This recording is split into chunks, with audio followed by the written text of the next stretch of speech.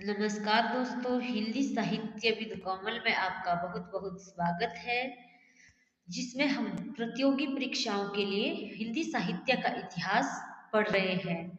हिंदी साहित्य के इतिहास को 4 भागों में बांटा गया है: आदिकाल, भक्तिकाल, रीतिकाल और आधुनिक काल। इससे पहले हमने पढ़ा आदिकाल के बारे में और आज का हमारा टॉपिक है भक्तिकाल।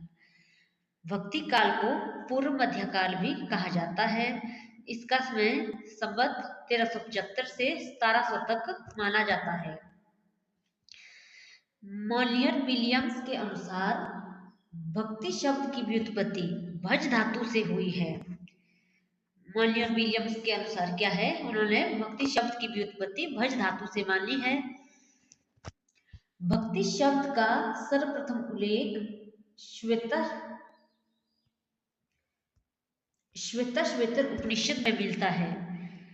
भक्ति काल का नामकरण भक्ति काल का नामकरण विभिन्न विद्वानों ने अलग अलग दिया है। मिश्र बंधुओं ने भक्ति काल को माध्यमिक काल कहा है और डॉक्टर गणपति चंद्र गुप्त ने पूर्व मध्यकाल। आचार्य रामचंद्र शुक्ल ने भक्ति काल को भक्ति काल नाम दिया है और इन्हीं का ये नाम सर्वमान्य है। भक्ति आंदोलन का आरंभ दक्षिण में हुआ था तथा इसके पुरस्कर्ता अलवार भक्त थे, किंतु बाद में वैष्णव आचार्य रामानुज, निम्बार, मध्य, विष्णु स्वामी आदि ने भक्ति को दार्शनिक आधार प्रदान किया। दक्षिण भारत में जन्मी भक्ति की लहर धीरे धीरे उत्तर भारत तक पहुंच गई। उत्तर भारत में भक्ति के सूत्रपात व विकास का श्रेय स्वामी रामानंद को है। रामानंद ने उत्तर भारत में भक्ति को जन जन तक पहुंचाकर इसे लोकप्रिय बनाया। भक्ति आंदोलन का स्वरूप देशव्यापी था। दक्षिण में अलवार, नयनार व वैष्णव आचार्यों, महाराष्ट्र में वारकरी संप्रदाय, उत्तर भारत में रामानंद, वल्लभाचार्य, बंगाल में चैतन्य, असम में शंकरदेव, उड़ीसा में पंचसखा। पंचसखा कौन कौन थे? बलराम दास, अनंत दास, यशोवंत दास, अच्युतानंद, जगन्नाथ दास आदि इस बात को प्रमाणित करते हैं। भक्ति काव्य को 2 वर्गों में विभाजित किया गया है: निर्गुण भक्ति काव्य और सगुण भक्ति काव्य। निर्गुण भक्ति काव्य की भी 2 शाखाएं हैं: ज्ञानाश्रय शाखा, जिसको संत काव्य भी कहा जाता है, दूसरी है प्रेमाश्रय शाखा, जिसे सूफी काव्य भी कहा जाता है। संत काव्य के प्रतिनिधि कवि कबीर है व सूफी काव्य के प्रतिनिधि कवि जायसी है। सगुण काव्य धारा की भी 2 शाखाएं हैं: कृष्णाश्रय शाखा और राम भक्ति काव्य। कृष्णाश्रय शाखा को कृष्ण भक्ति काव्य भी कहा जाता है और रामाश्रय शाखा को राम भक्ति काव्य भी कहा जाता है। कृष्ण भक्ति काव्य के प्रतिनिधि कवि सूरदास है व राम भक्ति काव्य के प्रतिनिधि कवि तुलसीदास है। भक्ति आंदोलन के उदय को लेकर विद्वानों में मत अलग अलग है। जॉर्ज ग्रियर्सन ने भक्ति आंदोलन को ईसाईयत की देन माना है और रामचंद्र शुक्ल ने इस्लामी आक्रमण की प्रतिक्रिया।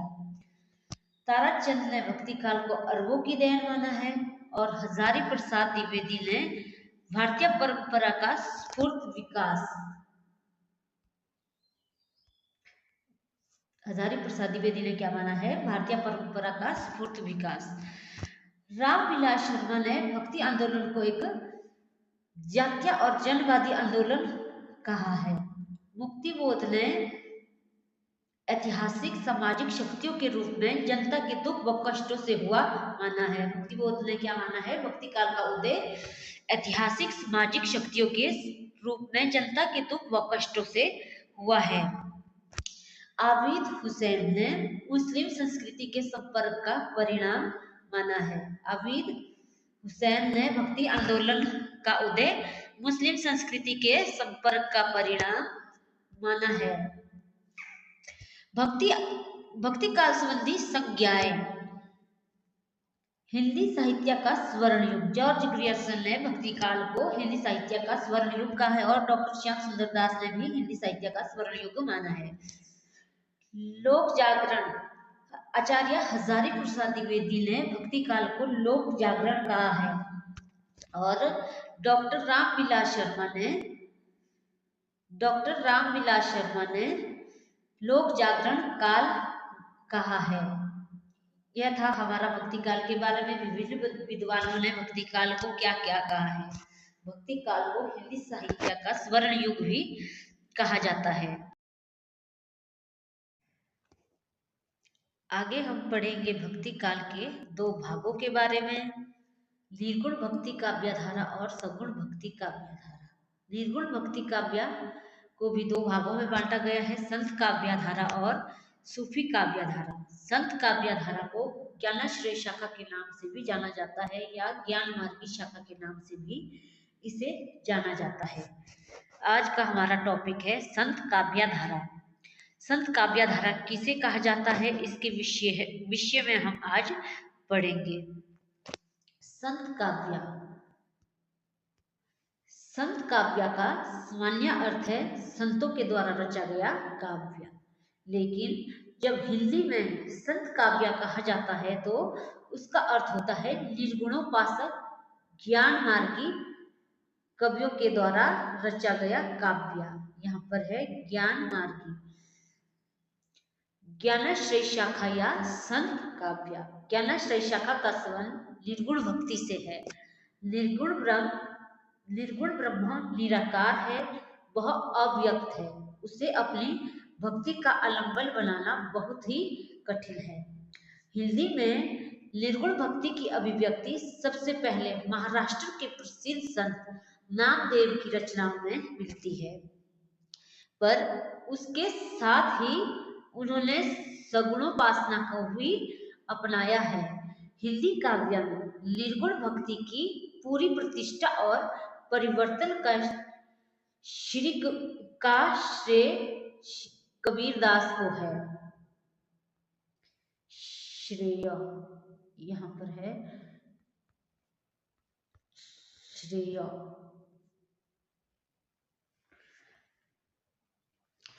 उनके अलावा दादू नानक, रेदास, सुंदरदास, मलूकदास आदि अनेक संत कवि हुए हैं जिन्होंने निर्गुण भक्ति की अभिव्यक्ति की है। ये कवि धर्म की तीन बातों कर्म, ज्ञान और भक्ति में से ज्ञान का सार लेकर भक्ति पथ की ओर अग्रसर हुए थे। अतः इस शाखा को ज्ञानाश्रय शाखा भी कहा जाता है, इसे संत काव्यधारा भी कहा जाता है, अतः इसे निर्गुण ज्ञानाश्रय शाखा आदि नामों से भी जाना जाता है।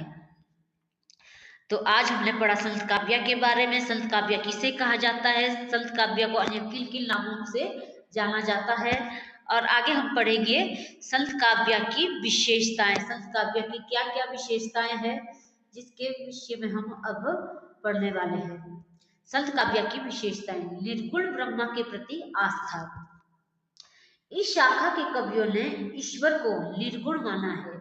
कबीर ने सिद्धों और नाथों की विचारधाराओं को आगे बढ़ाया है और निर्गुण निराकार अव्यक्त और घटघटवासी ब्रह्म की उपासना पर बल दिया है।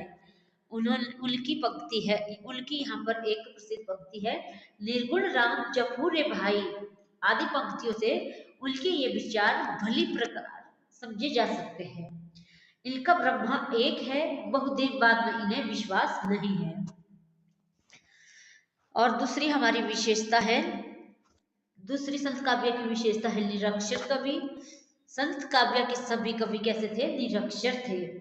कबीरदास ने तो स्वयं ही कहा है कि उन्होंने कागज और कलम को हाथ नहीं लगाया है। उनकी इस पंक्ति से यह स्पष्ट हो जाता है कि वे पढ़े लिखे नहीं थे। उनकी पंक्ति है, मस्ती कागज छुओ नहीं, कलम गई नहीं हाथ, चारों युग का महात्मा मुख्य जनाई बात।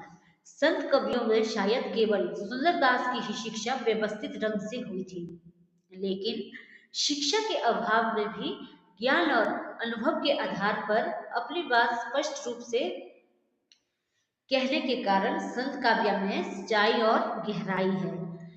इन लोगों का जीवन भी वैसा ही था जैसा वे कहते थे। इनकी कथनी और करनी में कोई अंतर नहीं था। सत्संग ही उनके ज्ञान का आधार रहा है। इनकी तीसरी विशेषता है जाति व्यवस्था का विरोध। सभी संत कवियों ने जाति व्यवस्था का भी बहुत विरोध किया है। जाति पाति को वे नहीं मानते थे। जाति पाति का सभी संतों ने खुलकर विरोध किया है। जाति पाति पूछे नहीं कोई, हरि को भजे सो हरि का होय, कहकर उन्होंने जाति भेद का विरोध किया है। संत काव्यधारा के सभी कवि निम्न जाति के थे।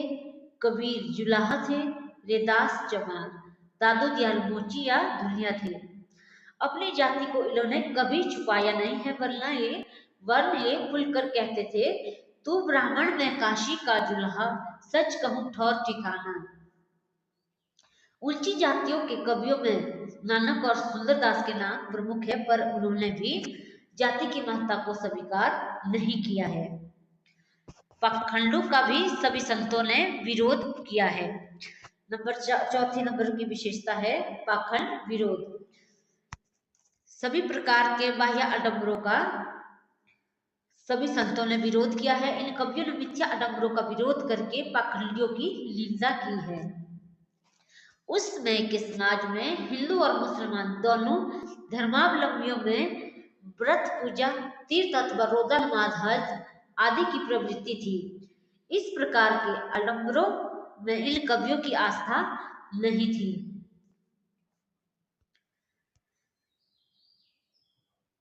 अतः उन्होंने कहा है, कौकर पाथर जोड़ी के मस्जिद लय बनाए, तार चढ़ी मुल्ला बागते, क्या बहरा हुआ खुदाए।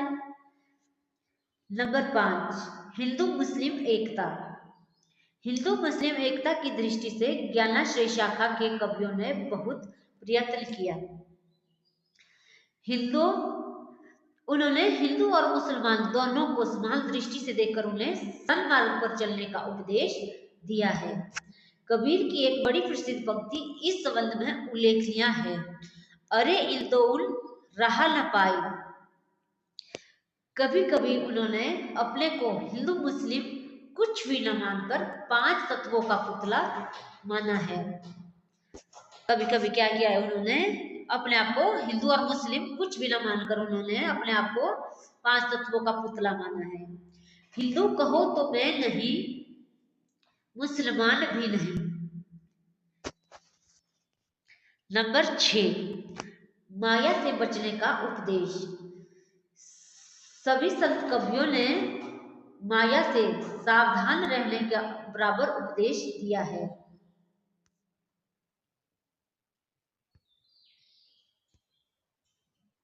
माया के प्रभाव से बचना बड़ा कठिन है। मेरे तेरे का विचार रखना, कंचन और कामनी में आसक्त रहना, संसार के विभिन्न आकर्षणों से युक्त रहकर इंद्रिय सुख की कामना करना आदि सब माया है। इन सब की निंदा की गई है। नारी के प्रति संत कवियों की दृष्टि आलोचनापूर्ण रही है। नारी के संबंध में उनके विचार कैसे थे? आलोचनापूर्ण थे। नारियों की इन्होंने आलोचना की है। नारी की झाई परत अंधा होत बुझंग जैसी उक्तियों के द्वारा नारी से दूर रहने के उपदेश दिए गए हैं। नंबर 7, रहस्यवादी भावनाएं। ज्ञानाश्रय शाखा के कवियों की एक प्रमुख विशेषता उनकी ईश्वर से संबंधित रहस्यात्मक उक्तियां हैं। कबीर का रहस्यवाद कहीं तो नाथपंथियों के हठ योग से प्रभावित है, कहीं सूफियों के प्रेम से और कहीं उपनिषदों के अद्वैत सिद्धांत से। कबीर की तरह धर्मदास, सुंदरदास और मलुकदास आदि कवियों ने भी रहस्यात्मक भाव व्यक्त किया है।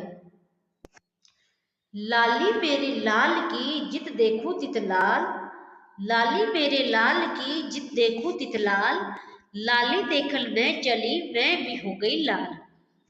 यह कबीर दास की महत्वपूर्ण पंक्ति है। गुरु की महत्ता। गुरु को सभी संतों ने बहुत ऊंचा माना है। पढ़े लिखे न होने से गुरु के उपदेश का इनके यहाँ बहुत महत्व था। गुरु की कृपा बड़ी आवश्यक थी। कहीं कहीं तो गुरु को ईश्वर से भी ऊंचा मान लिया गया। गुरु के संबंध में इनकी महत्वपूर्ण पंक्तियां है। गुरु गोविंद दो खड़े काके लागू पाए, बलिहारी गुरु आपने जिन गोविंद दियो बताए।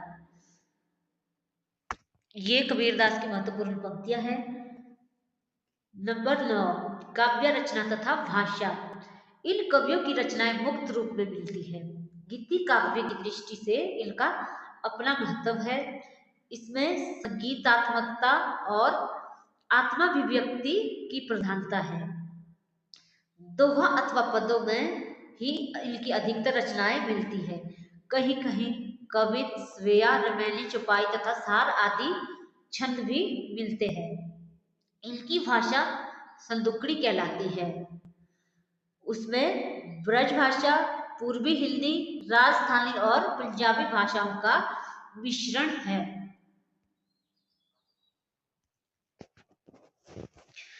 रस और अलंकार। रस और अलंकार की दृष्टि से संत काव्य पर विचार करना समीचीन नहीं है। इनकी रचनाओं में शांत रस की प्रधानता है। इनकी रचनाओं में क्या है? शांत रस की प्रधानता है। कहीं कहीं अद्भुत रस भी मिलता है। कहीं कहीं पर क्या है? अद्भुत रस भी है। अलंकारों का प्रयोग स्वाभाविक रूप से हुआ है। कहीं कहीं रूपक और विरोधाभास का भी अच्छा प्रयोग मिल जाता है। ये था हमारा आज का टॉपिक निर्गुण भक्ति काव्य के बारे में। भक्ति काल के दो भाग होते हैं। आज हमने पढ़ा भक्ति काल के दो भागों के बारे में।